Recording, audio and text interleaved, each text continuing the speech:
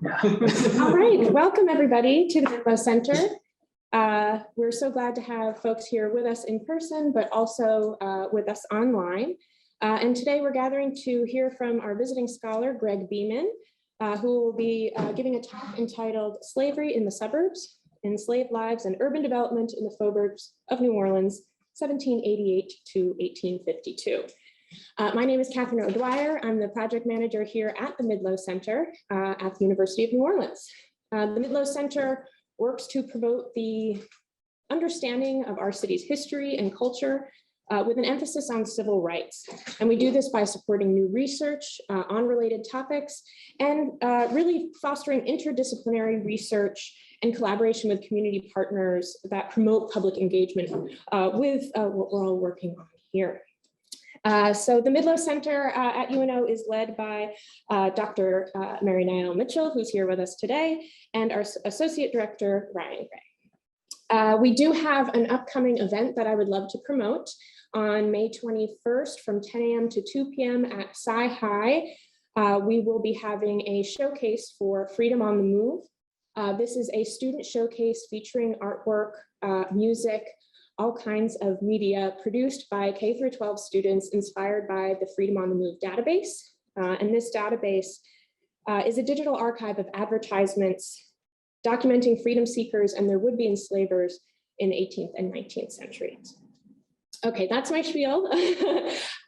Do follow us on our website, the UNO website, our Facebook, Instagram, and Twitter to be updated about the events and various programming and projects that we have going on. And now I would love to introduce Greg Beaman. So Greg Beaman studies the history of slavery and the Atlantic world with a specific focus on urban slavery, real estate, and the built environment. Here in New Orleans specifically during the 18th and 19th centuries. In 2010, he started Our House Stories, which is a historical research firm with a mission to tell stories of ordinary New Orleanians who built not just homes, but lives, careers, families in the Crescent City. Since 2014, Greg has been the director of research for the Claiborne Avenue History Project, which is an oral history project that preserves the history of culture, commerce, and carnival in Black New Orleans. Greg is currently ABD in the Department of History at Georgetown University, and we're very happy to call him one of our visiting scholars here at the Midlo Center. Welcome, Greg.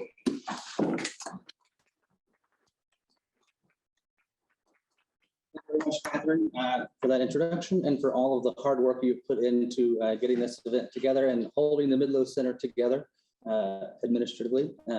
Thanks, Dr. Mitchell and Dr. Gray for leading the center.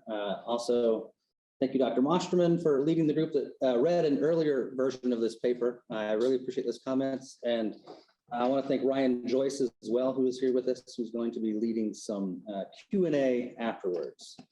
So with that, I will get started. James Seward remembered his gambit for freedom while on the chain gang of New Orleans. Hired out as a hotel porter, Seward stood accused of stealing money from guests. I prevailed on the hotel keeper to put me in the chain gang, he wrote, and whilst working on the street, fell in with persons who knew me and took the necessary steps to procure the evidence of my freedom. Another man, William, alias Bill, a well-known Creole of the city, had a wife in Esplanade Street, whom he visited after running away from the first municipality work crew. Jacques Tenesse, a long-time New Orleans city surveyor, augmented his official salary by hiring out his own bondspeople to the city work crews, where they built and maintained the infrastructure of the city. Tenesse belonged to a long line of surveyors and other local officials who oversaw the system of public works and private development through which New Orleans grew spatially and demographically throughout the first half of the 19th century. While these officials maneuvered for profit, the enslaved laborers under their command maneuvered for freedom. The system of urban development in New Orleans relied on a tight interplay between the real estate market and the market for enslaved labor. The system, as designed by city authorities, worked best for the already well-to-do. Large investors extracted value from each level of a hierarchy of labor, while small investors and ordinary homeowners faced continually fluctuating conditions, bureaucratic turmoil, and endless confusion. The system of public works a key contributor to urban development, was exploitative, divisive, and frankly, not even that productive. From the overseer to the carpenter, the city surveyor strapped for cash, the system, dependent on enslaved and poorly paid free wage labor, fed the top while keeping the middle and bottom scraping for resources. The historian Dell Upton describes urban development in the United States during this era as a manifestation of the Republican spatial imagination, while pointing clearly to the paradox of slavery within a Republican system. Yet this US-centered view has diminished both the Atlantic roots of New Orleans and the uniqueness of the local system. The local historiography of urban development here, by contrast, is focused on architects, builders, and surveyors, but as these heroic individuals, and little acknowledges the system of labor within which they operated. More recently, literature is focused on the carceral system, from Roshana Johnson's confined cosmopolitanism to a newer focus on the chain gang.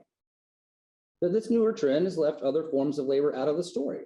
Enslaved but unchained Black day laborers, the free white laborers, and especially the free Black laborers who built the city. The abject destitution of chained men and women who slept at the police jail and toiled on the public works symbolized the worst aspects of an extractive system that was designed to funnel money to the very top. Moreover, the system of urban development extended beyond these public laborers to encompass an undependable real estate market and private enterprise. When the United States occupied Louisiana in 1804, the city of New Orleans consisted of only a single suburb, Faubourg Saint Marie on the left here, added to the old city square, today's Vieux Carré, and a little bit of the central business district. As the population increased during the 1810s and 1820s, so did the spatial footprint of the city. Faubourg Marigny added, and you can see along Bayou St. John there, a handful of suburbs.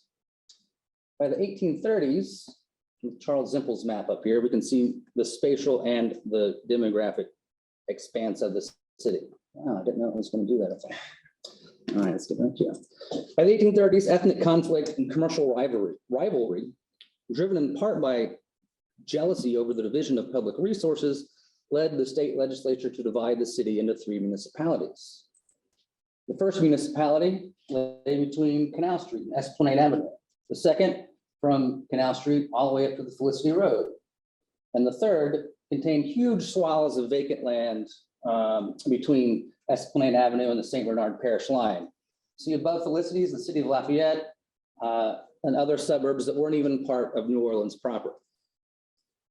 By 1852, when the city reunified, the landscape of real estate in New Orleans reflected a half-century worth of regulation, reform, debate, and division.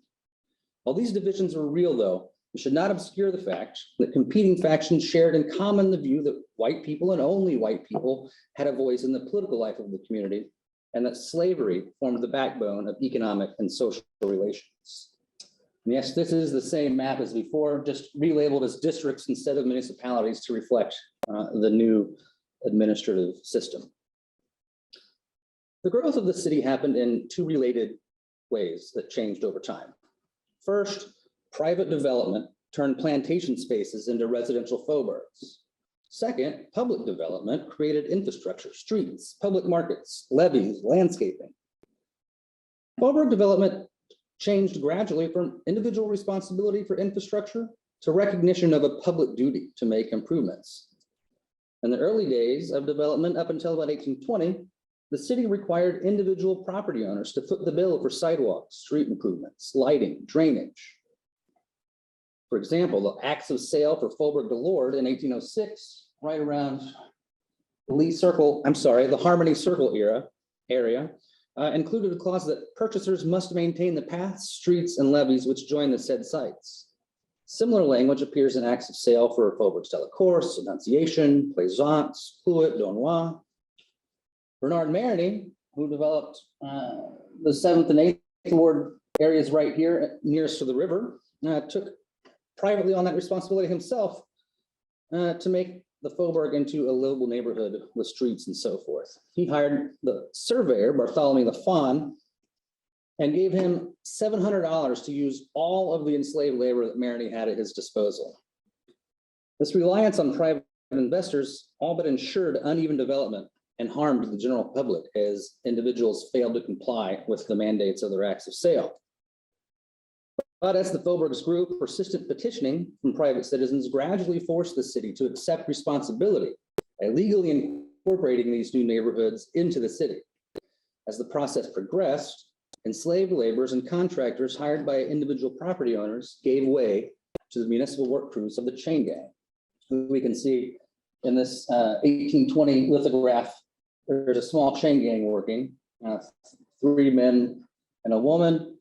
These could be overseers. These could be just folks walking by. Through reports prepared by various officials in the surveyor's office, we can identify and locate both the enslaved and free men and women who worked on the municipal crews. Here, this is Faubourg Saint Marie, and as I said, it's a chain gang and lively development. Elsewhere in the archive, we have a document from February 17th, 1824, which is like many others. Dominique Bellomet, an assistant to surveyor Jacques Tenesse, explained that Maragouit had escaped from the public works while supposedly under the watch of Rene, the crew's overseer, enslaved overseer. Maragouit, and in my mind, this could be her in the pink dress right here, marooned for 3 days before a private citizen recaptured and claimed the reward money for returning her to the jail. Maragouit's days in hiding from the surveillance of the city surveyor and his assistants and the police points to the broader world, social world of enslaved people beyond their labor. Another Saint-Aubert lithograph illustrates this fact. These men and women on these crews had social lives that were defined by their labor, related to their labor, but not defined by it. See a man and a child on the right. This man's wearing the same party-colored dress of the chain gang from the earlier one, yet he's unchained and he's running off, disappearing into the faubourgs with a bottle and likely his child. This could also be William, alias Bill, who escaped from the first municipality chain gang. Close scrutiny of the laboring geographies of these crews illuminates the rival geographies of Black life in the city. It connects these individuals to broader social groupings, and it shows the relationships between the parallel markets of real estate and slavery. Let's talk about William alias Bill. George Shaw purchased Bill for $890 in 1836. Patsy Shaw, George's wife, ran the City Hotel on Common Street. On May 7th, 1839, Shaw published a runaway advertisement proclaiming that Bill had absconded from the chain gang of the first municipality. In the ad, Shaw described William as my slave, a cook by trade, about 25 years of age, 5 feet 8 inches in height, a little stoop-shouldered. When he walks, he turns his toes out and swings his arms a good deal, laughs when spoken to and squints while laughing. Had on when he went away a collar and a chain, but was seen without it yesterday at work at the Levy cotton press. This is such an evocative description. It describes William or Bill in detail, though clearly from the point of view of Shaw, his enslaver. Forced to wear a chain and collar, William found a way to have it removed and chose to exert his labor elsewhere, forging his own geography in the growing city. Here's the City Hotel, taken from that earlier simple map. And here's the Levy steam cotton press.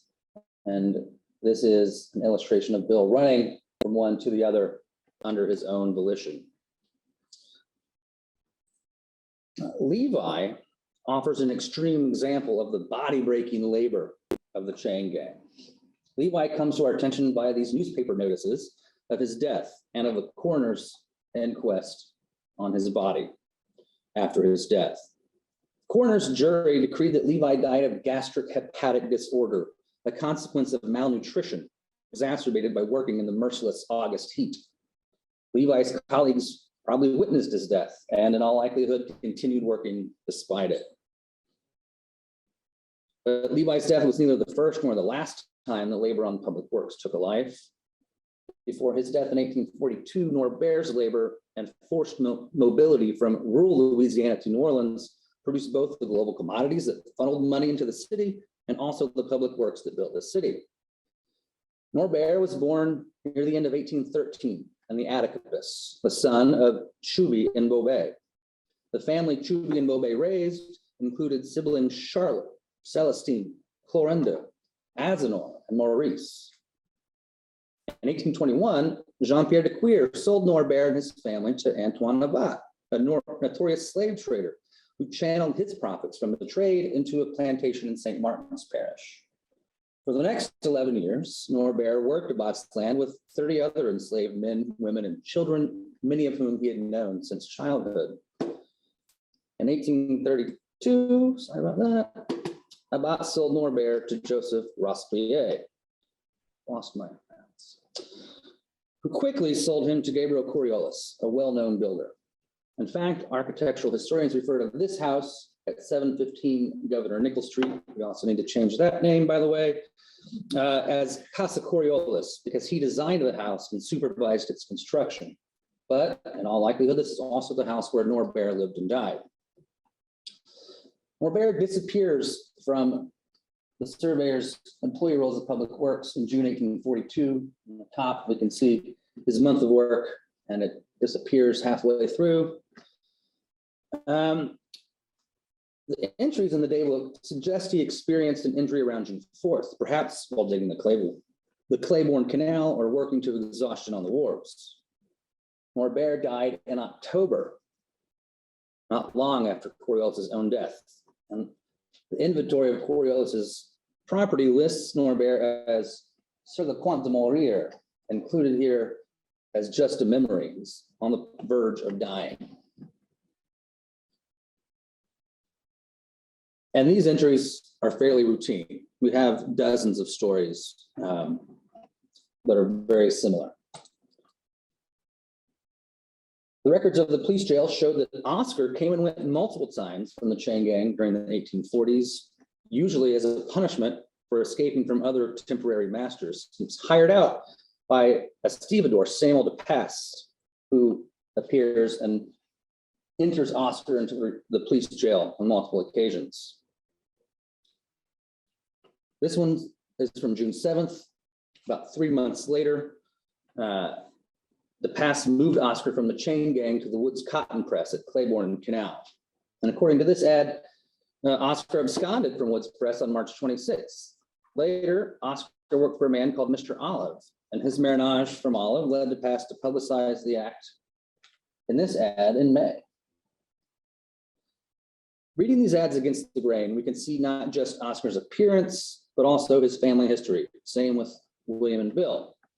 Oscar is also described as a well-known Creole of this city. He has fair hair. He's described as a bright mulatto. This is all evidence that Oscar's family has probably been in Louisiana for a long time and has had intimate relationships with white New Orleanians.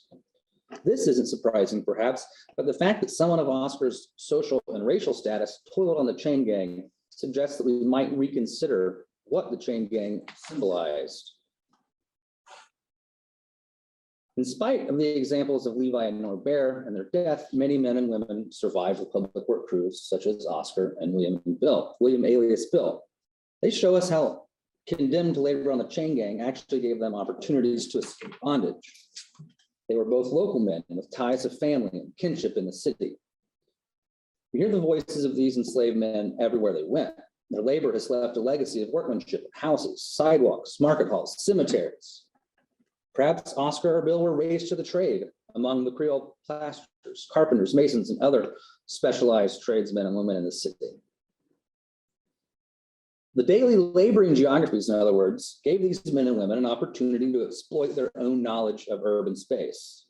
As the successive planters subdivided their fields into faubourgs, the bondspeople who planted indigo or sugar became the same, who helped carve the neighborhoods out of the former plantation landscape. As the years progressed and the urban landscape grew denser, daily employment on the work crews gave them specialized knowledge of the comings and goings in particular neighborhoods, a sense of daily patterns and these opportunities to slip away from surveillance. I'm going to take a moment, have a quick sip, and then I'm going to talk about surveyors and their own intimate relations with the enslaved laborers under their command. Like their enslaved charges, the city surveyors played a central role in developing the city, both as public employees and private contractors. Surveyors also stood positioned to exploit enslaved labor. When the Conseil de Ville, the city council, decided to name a city surveyor in 1804, the recognition that the occupant of that office would rely on enslaved labor played a large role in determining the requirements and salary of the position. In fact, the supply of a regular and accessible public labor force, combined with fees that private homeowners would pay to the surveyor, prompted the council to refuse a salary whatsoever to the surveyor. According to the minutes of the September 27, 1809 council meeting, quote, the emoluments attached to the said office of surveyor must be taken into consideration by the incumbent whenever there is a question of his operations for the account of the city. No disbursements will be made since the negres were furnished him by the city to help him in his works and in fixing the bounds of the properties. The pattern of surveyors working for private developers using enslaved labor continued when those same surveyors took office in the public realm. Previously, Bartholomew Lafon, who we heard about surveying Marity's property, volunteered repeatedly to fill without salary the office of the surveyor of the city. He eventually landed the job and applied for costs, essentially, asking in 1808 the sum of $200 for having made the plans, sections, elevations, estimates, and so forth of the projected meat market, and $50 for the plan of the bridge to be made over Bayou St. John. The use of publicly paid labor to build public improvements helped the Conseil de Ville determine the city's ownership stake in those improvements as well. When a private company wanted to build a canal to compete with the Spanish-era publicly funded Carondelet Canal, the council declined. Considering that the Carondelet Canal had been dug on the commons at the expense and by the forced enslaved labor of the enslaved people of the citizens, they explained, the corporation refuses to accede to a proposal whose result would bear prejudice against the general interest.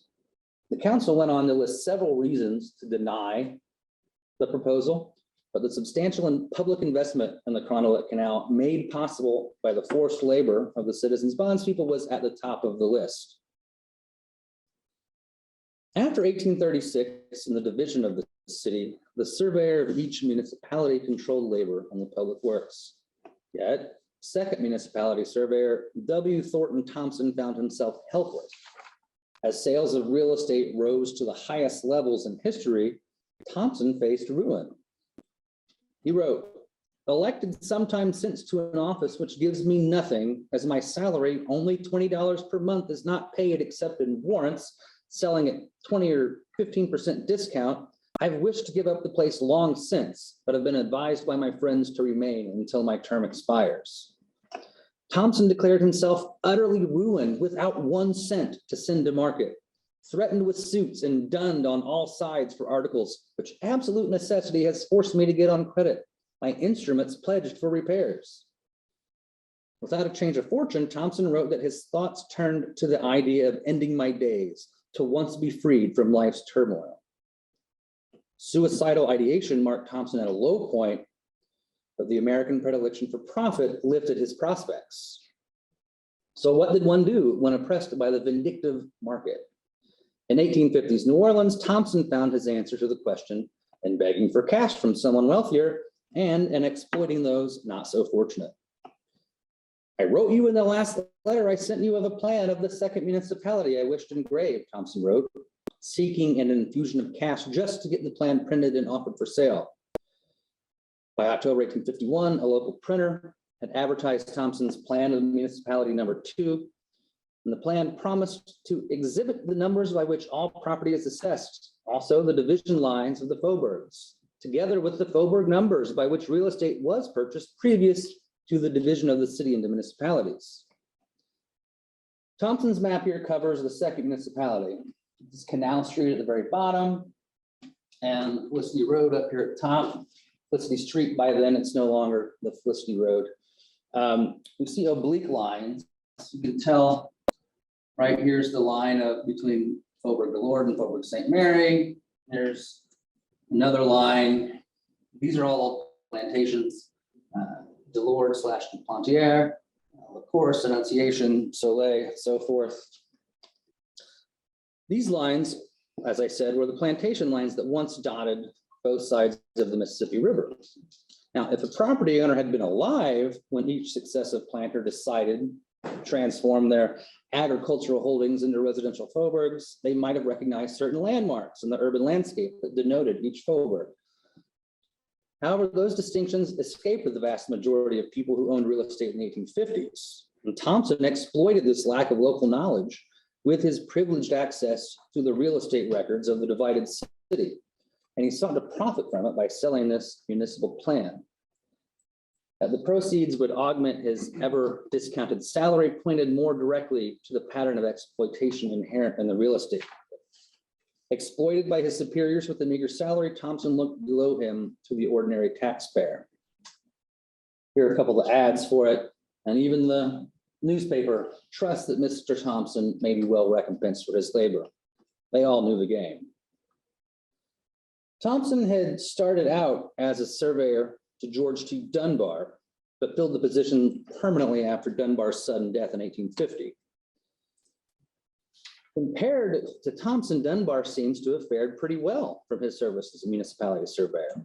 At his death in 1850, Dunbar owned a square of ground in the rear of Faubourg St. Mary. I think this square of ground is, yeah, he's right back here. I think 342. He owns this whole, I'm sorry, closer. One of these. It's in the rear of the, it's not very well developed, but it's his, and he can do what he wants with it. He owns $6,000 worth of ground. It's furniture, tools, books, other goods valued at more than $2,000. Importantly, though, no enslaved property appears in Dunbar's succession, though there's plenty of other evidence that suggests he did indeed personally own or hire slaves for his own household. In a succession, they talk about servants' rooms. In fact, this square of ground only shows up in a supplementary inventory when the court had to say, "Are you sure that's all you've got?" So I think his widow, Caroline Robinson, either didn't know her husband's business dealings or had her own reasons for hiding it. That's a whole footnote. That's a separate paper.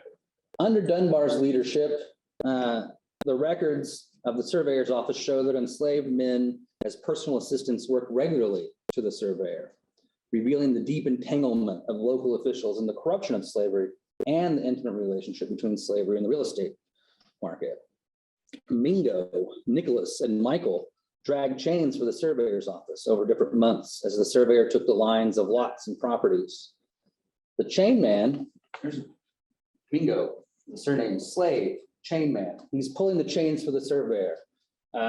When you survey a property, surveyor puts his post down, someone has to run the chain to measure exactly how long the line is. And then when the chain is to a certain point, they mark it and they move along. So the chain man would have possessed knowledge of the science of surveying, known how to take measurements, known geometry, and had a personal working relationship with the surveyor. And for this, chain man owned $35 a month, which we see isn't the lowest. Well, it is among the lowest, but it's up there with the other free laborers. And this wage, of course, could have went to the enslaved man or it could have went to his master, depending. One of these chainmen, Mingo, is someone I've been trying to follow through the archive. He remains somewhat of a mystery, although a few clues suggest competing possibilities. In August 1851, the official scribe lists Mingo as slave of Mrs. Dunbar. We see there's no master listed here, but there is a master listed here. So irregular record keeping. But as I said, August, slave of Mrs. Dunbar. Mrs. Dunbar was Caroline Robinson, wife of George T. Dunbar, the late surveyor himself. But a newspaper advertisement of September, sorry, that should be September 6, 1851, identifies the enslaved man Mingo, offered for sale at auction. The next month, in September 1851, Mingo appears on the roll as slave of Mr. Solomon. Sure enough, there's an active sale from this auction showing that Samuel Solomon purchased Mingo, where he's identified as about 40 years old, a former employee of the New Orleans and Nashville Railroad Company. Samuel Forgay, from whom Solomon bought Mingo, had himself acquired Mingo at an auction by the sheriff in 1844. when the state of Louisiana liquidated the railroad's property to settle debts owed to the state. So even though Mingo was on the rolls all these years, and there's no evidence of Dunbar or his wife purchasing Mingo in Orleans Parish, I suspect that Dunbar was hiring Mingo from Forgay during the 1840s. The hire passed briefly to the widow Dunbar and then on to Solomon after the 1851 auction. The fact that Mingo stays on the surveyor's office rolls attests to his knowledge of the work and his intimate relationship with the larger work crew. So in closing, I'll return to William alias Bill, whose wife lived in Esplanade Street. And I'll just point out that Esplanade Street, now more commonly known as an avenue, lay at the boundary line of the first and third municipalities. For ordinary inhabitants of New Orleans, these municipality boundaries meant very little. They didn't show a passport or pay a toll to cross over. It mattered most in their tax bill and in the provision of city services. Although you did have to pay more in a taxi cab to cross municipalities. So can you imagine the taxi cab bureau say, oh, we're crossing Canal Street, we got to charge you. Given the jealousy over resources in the divided city, as well as from the examination of the financial records of the surveyor's office, we know the municipalities did not share chain gang labor. Each municipality governed its own affairs in the matter, especially into the 1840s and 50s, when they were continuing the process of dividing resources, property, and the tools of governance. The jealousy and selfishness of a corrupt city, one built on local, national, and global commerce in slaves, commodities, and finance, resulted in the intrinsically corrupt slave society of early and mid 19th century New Orleans, exploitation reached every level of economy and society.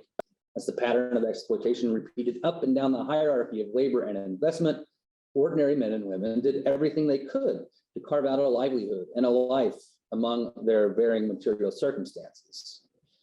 But neither elected office nor local knowledge guaranteed rewards, though both certainly gave their possessor an advantage. Surveyors like Lafon, Teness, Dunbar, Thompson exploited their spatial knowledge of urban development to profit from their positions, even if such knowledge reached diminishing returns as the years progressed. The enslaved men and women like Marguerite, William, Oscar, and countless others exploited their own spatial knowledge to sequester themselves with loved ones, to control their own movements and wages, to seize temporary moments of freedom when the opportunity arose. For every day an enslaved person worked at a job site without their master's knowledge, those wages went into their own pockets and for their own ends. Thank you very much.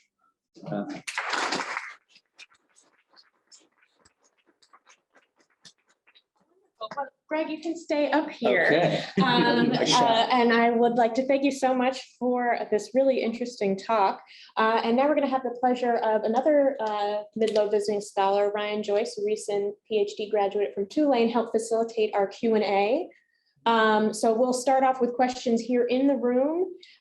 Folks who are joining us virtually, you can feel free to put those questions in the chat and I'll help lob them off to Ryan, and we'll also open up for questions from our virtual participants to speak virtually by raising your hand once we get most of our questions answered here in the room.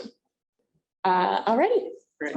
Dr. Joyce. Thank you. Thank you, Catherine. Yes, Thank let me you, just Greg. move the speaker down a little bit. Slide that one down there. This is the speaker. Yes, and this one is too. Yeah, we can see.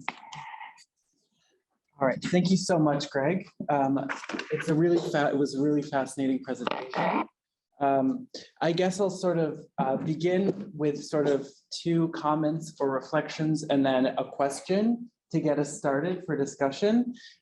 So first I wanted to just sort of remark that I think that this kind of work is really important and really interesting because it reminds us that, sort of as you touched on in your conclusion, it reminds us that this city that we're all living in was, of course, built by enslaved people and was planned around the institution of slavery. And I think that you did a really nice job of kind of highlighting that. And seeing those maps and you pointing to specific sites, I think just made it even more sort of evocative and salient point. And then I also just wanted to make the comment, I think another thing that you pointed out really well was that even in these chain gangs, right, people were still running away. There was still marronage going on. I think oftentimes we think of marronage existing only within rural spaces or plantation zones. But as you pointed out, that marronage is a phenomenon that was very active in New Orleans in urban settings. And that's sort of a testament, I think, to the like resistance of those people and as a way of trying to destabilize the city. So those are just kind of two comments I had. The first question I had for you was, I guess, broadly construed kind of a question about the methodology of your research. In particular, you mentioned, so you mentioned in the conclusion, you mentioned sort of following these figures that you studied, these people, following them through the archive. I think at one other point you mentioned this idea of reading archives against the grain, or maybe that was in the paper that you shared previously. And I think that this is a really interesting idea, and I think it's something that historians have been grappling with as well. Oftentimes we get the information that we get about individual people is very lacking, right? Because of the information that we have, which is mainly presented in archives. So sort of to open the discussion, I was wondering if you could maybe talk about this idea of how do you read individual lives within and against the archives, and how do you manage to follow people through the archives? Sure. Thank you very much for your comments on this question. So with my research, for the folks on the gangs, I'm looking at Surveyors office reports, identifying individuals and identifying their so-called masters. But that just points me to the real estate and enslaved property archive. So in Louisiana, we have civil law, of course, where a notary public is the person who witnesses all the acts of sale of both real estate and enslaved property. And so ideally, each of those acts will reference the person that the seller bought someone from. So we can follow those back. After 1827, the state of Louisiana created the conveyance office for Orleans Parish. And that's an office where there's giant books for certain periods of time that show all the abstracts of every single sale that took place. So that's one major way I'm able to follow someone through. It will say, for instance, let me just come back here. With this one, Mingo, aged about 40 years, a very handy man, title only guaranteed, active sale before John Claiborne, notary public, at the expense of the purchaser. So I go to the notarial archives, I pull the acts of John Claiborne for this year, and sure enough, that's where I found the Solomon and Forgay Act. And in that act, it says that Samuel Forgay purchased Mingo from this liquidation of the Nashville Railroad Company in 1844. Then I go back to that act. And so this way, this is the commodity life of these enslaved people, right? This is their life as shown in the archive. And when we're reading with the archive, that's what we know. We know their price, we know who owned them, and so forth, and their skills. When we start to try to read against the archive, I'm connecting those facts with everything else we know about Black life in the city, everything else we know about urban marronage, about places to hide out, about patterns of residence. I did say earlier that, for instance, that Norbert probably lived and died at the house of Gabriel Coriolis, but we also know that in New Orleans, enslaved people lived out there were laws against enslaved people living outside the residence of their masters. The fact that there were laws against it just proves that it happened, right? Yeah. So, and that's something oh my goodness, I wish we had more information on, because it's so difficult to locate those places, locate any of it. But when we can connect those real estate records with that sort of archive, with that sort of material, then we're reading against the grain. We can try to recover actual lives rather than simply commodity lives. It reminded me of Marissa Fuentes' Dispossessed Lives. Absolutely. It seems like there's a similar kind of strategy going on between what she does and that book and then what you're doing. Yes, that book was a great inspiration. That Slavery's Metropolis, Shauna Johnson's book about New Orleans, does a lot of the same things. Another big inspiration. And I think that really we say reading against the grain, but I think nowadays that's just what historians do. Right. We find a record in the archive and we contextualize it. That's what we're not taking it at face value. We're questioning everything about it. So interesting. Wonderful. Well, I'm sure other people have some questions for you. Anybody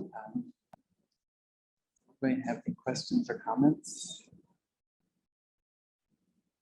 I'll ask one. yeah, Catherine, great. So as a ABD person going through the dissertation process, do you have any advice for our graduate students here at UNO who are considering pursuing a PhD? I know there's probably lots you could say, but any pearls of wisdom would be wonderful. Well, I would say learn how to gut a book. This is the first thing that's coming to mind. When you're in your coursework and your professor, your terrible, mean professor assigns you 1,200 pages to read in this week, don't read all the 1,200 pages. Learn how to gut the book. Figure out what the author's doing, figure out what historiography they're in, read the first sentence of every page, read the first paragraph and the last paragraph of each chapter.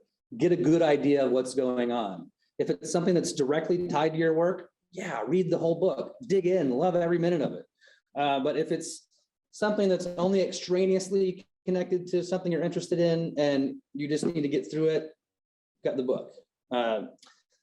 Call it the Manning method for Professor Chandra Manning Chandra Manning at Georgetown. She taught me this, and thank you if she's out there anywhere. Mitchell teaches us this. Very good. The Mitchell method as well. It's used by smart professors everywhere. That's great. Can I ask a question along that line? Yeah.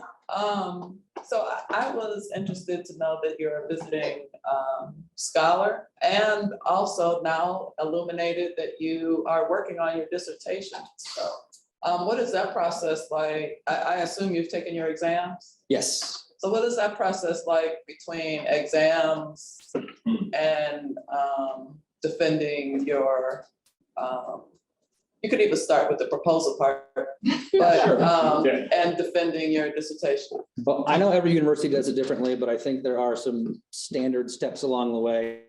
I did 2 years of coursework. Then I took a year where I was reading for the comprehensive exams, gutting lots of books and articles. And this was the comps process started during COVID. So don't do that. Okay. Don't do things during COVID. So after that, took the comps exam virtually, of course, passed. And this is my 4th year in the program. And I've been lucky enough to be able to spend the whole school year here in New Orleans doing my research. Okay.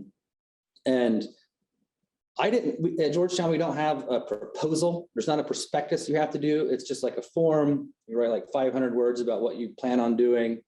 And it's very streamlined. But I did write a prospectus. I took a tutorial with my advisor, Adam Rothman, and he had me write like a 25-page, here's what I want to do. And that really helped get all the ideas I had. When I came in, I thought, I know exactly what I'm going to do. But then, of course, you read 500 books and literally and you realize that there's more out there that you didn't know about this, you didn't know about that. And so now I have a year, maybe 2 years of funding allows to write my dissertation. So you're This- extending your dissertation research time because of the funding?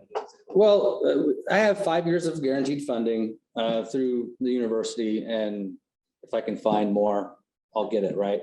But I'm not extending. It's just that Okay. hopefully I'll be done at the end of my 5th year, and we'll move on. All those people who know me out there are like, yeah, right, Greg. But that's the plan. Okay, thank you. Dr. Mitchell. Hi. Hi, Greg. Thank you so much. I love hearing about this, and I love seeing certainly ads for self-liberating people projected on the big screen, which is exciting. Amen. So I'm interested in this question too of petit marronage, urban marronage, people running away but continuing to work. Mm. And I'm wondering what you think, based on particularly this piece of your research, where you're looking at the connection between real estate and development and enslaved labor, because I see women, when they run away, they seem to often be cited in markets, which suggests perhaps they're working for themselves All right. in some way, but still contributing to the larger, city economy, I suppose. And then with men, you see references to perhaps, oh, there's a lot of building going on in the second district, and he's a carpenter, so he's probably there. Mhm. And so I'm curious what you think about sort of how we can deepen our understanding of the impact of that self-labor on development. Are there any other ideas you have about how to track that, to see how much that's happening? Are people starting construction with the idea they know they're going to be able to pick up a few workers that aren't really supposed to be there? Do you see Right. any evidence of reliance on, oh, sure, we can, get some people to work for us on their own, et cetera? Are you, since you're looking so closely at real estate and development, I'm curious what you have to say. Totally. I think what I've seen in that front so far is that, yes, there's a guaranteed chance that if you're an enslaved person and you're marooned in the city, you're going to be able to find work. And first of all, I think that work goes to, or the wages of that work that does not go to, a purported master because the work's off the books, that goes toward either supplying immediate material necessities, perhaps giving to family members, or even angling towards self-purchase. Of course, as the years go on, laws against self-purchase are more and more restrictive. In the Spanish period, there's a building contract database that's at the Notarial Archives, and it has thousands of building contracts from 1718 up until I think the 1970s. But focusing on that antebellum period and the colonial period, I've looked at a lot of those and seen that some of the builders actually own a crew of enslaved carpenters and construction workers as they're described. As we move on, we see there's not so much like Gurley and Gilliatt, they own lots of enslaved people. They hire out lots of enslaved people. But other builders, we don't find them so much in that archive of slave sales. And so what I think is happening is that they are just hiring folks on a day-to-day basis. And I think that that's an indication that practice, that you're exactly right. That's what most people are relying on. I'm sure there's this famous story of Emperor Williams, who was an enslaved man who became a churchman, helped found the Methodist Church in New Orleans. He tells the story of his emancipation as trying to think of James McIntosh was the builder who owned Emperor Williams. And Williams talks about there was a cornice on Perdido Street that McIntosh couldn't figure out how to erect. So he gave the plans to Emperor, and Emperor laid them out on the floor of his cabin, memorized everything, came in the next day, raised it, And McIntosh was so impressed, he said, "I give you your freedom." Well, there's no record of that emancipation. That doesn't mean it didn't happen, but this is another of the reading against the grain things. But yeah, it's more than wages too. It's sometimes a promise of emancipation. So I think that that's what's happening as time progresses. Thank you.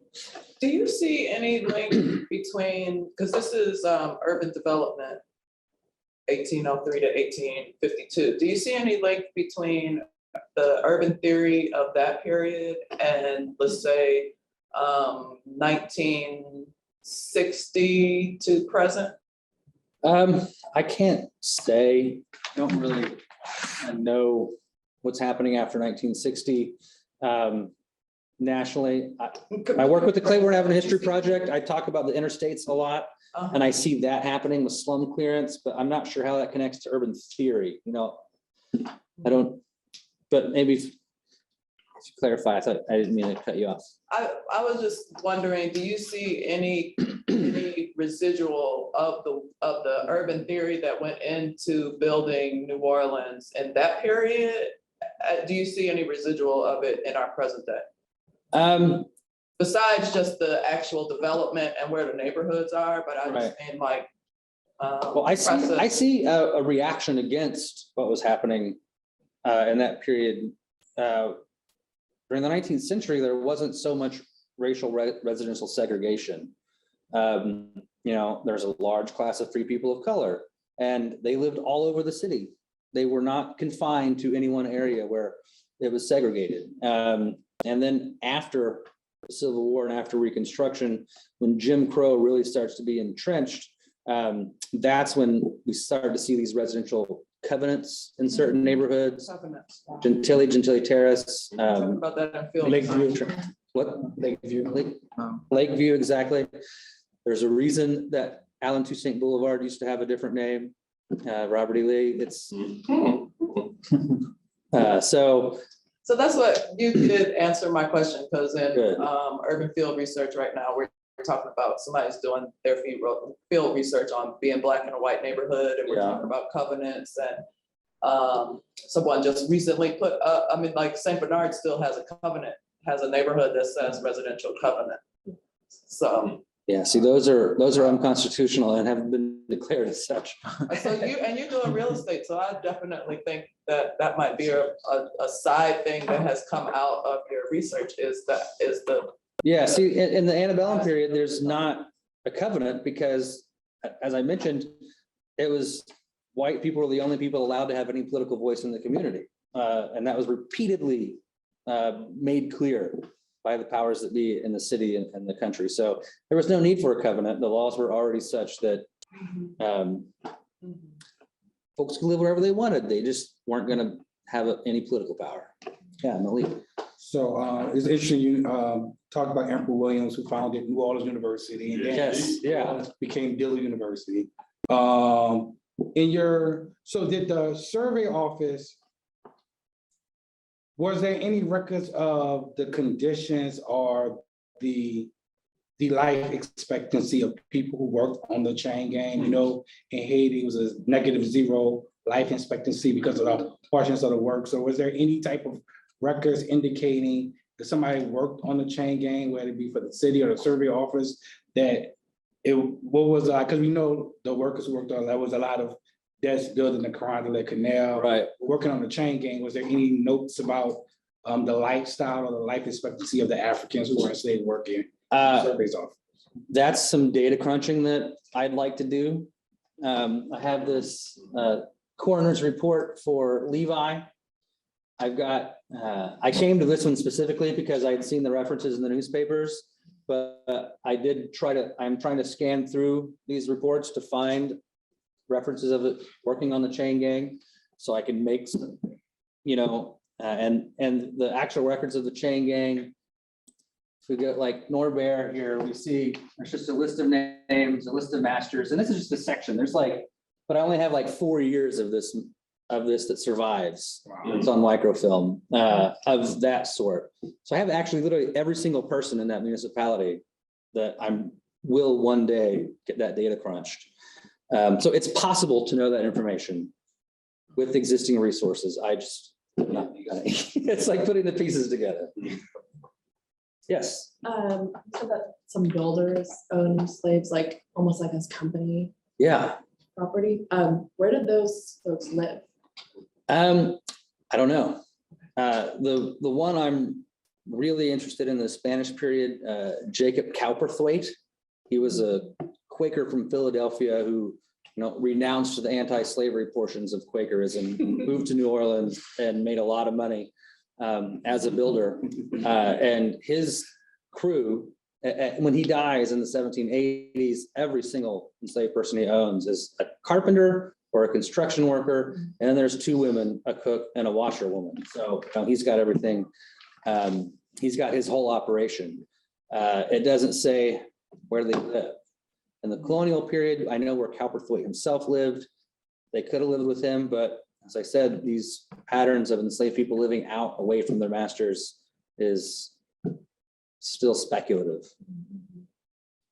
What have you also considered, I know, my last name is Pathology when I was intermediate. Somebody's like, do you do roof work or plastering? And I was like, no. I was like, I know where you're going because my great-grand, they were all plasterers, and that was skills that they would hand to their sons, roofers and being plaster workers. And then Creole families, they just pass it on to the sons and et cetera. Yeah, the race to the trade. So do you see anything with skills or trades and kind of seeing if those same trades have matriculated now currently with different generations, whether it be plaster work, roof work, iron work, or et cetera? That's there is the indenture records at the city archives and the public library. Those have a lot of those names. And I know John Hankins and Michael Vlock and Can't find his book. Nick Spitz. Yeah, it's here. It's here. I got a PDF. I'll happily. I came and scanned it. But anyway, yeah, I'm hoping I can make some connections. That a lot of that research already been done, so I'm not trying to, bogart it. But So as we close out our hour here, I will welcome folks that are in person. If you want to stay and chat with Greg or anyone, feel free to do so. I just want to open the floor up to folks joining us virtually. We do have one question from Mark Whitman, who is curious about during your study, what interaction you had with French Creole language.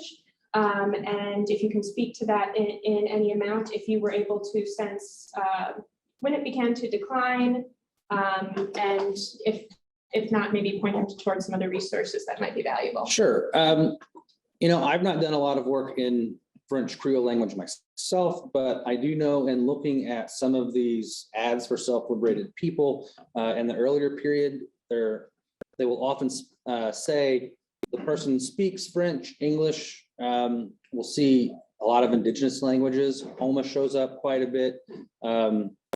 Local patois will show up. So I know that if we're following these ads forward into time, the linguistic diversity does decline.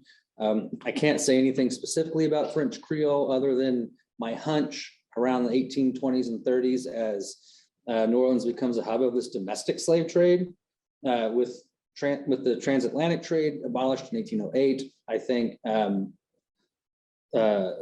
the community in New Orleans becomes more anglicized as folks are imported from the East, from Maryland, Virginia, and so forth. So I would say that as the 20s and 30s go on, that we definitely see even Creole itself as an identifier to denote born and raised in Louisiana falls out of use. So Wonderful. Well, any other questions from our virtual visitors? You can feel free to raise your hand and unmute yourself if you want, or add to the chat. But if there are no other questions right now, I think we will wrap things up. So thank you so much, Greg. thank you very much.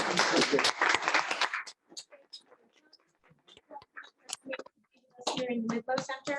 My name is Catherine. If you have any questions, I'm happy to chat with you. Thank you so much. Thank you. Oh my God, my vision is so much better. Oh, good. Thank you. You're welcome. That was amazing. Thank you. I appreciate